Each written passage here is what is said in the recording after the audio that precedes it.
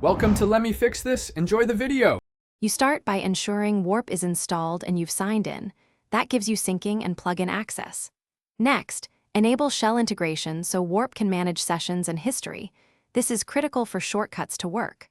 Open a new Warp window and choose your default shell. Once done, confirm permissions for keyboard and terminal access. These steps let Warp hook into your environment so later features like command palette and blocks behave predictably. You'll use blocks to keep commands and their outputs separate, which makes copying and sharing precise results easier. Then, access history with the shortcut. Once you find a past command, press Enter to replay or edit it inline. This saves time. Make a workflow for sequences you run often, record or assemble commands, add delays or inputs, and name the workflow. This reduces errors and accelerates repetitive tasks, so you focus on results rather than retyping. Now integrate your tools. Add SSH keys, set environment variables, and connect Git from the settings so authentication and repo commands work smoothly.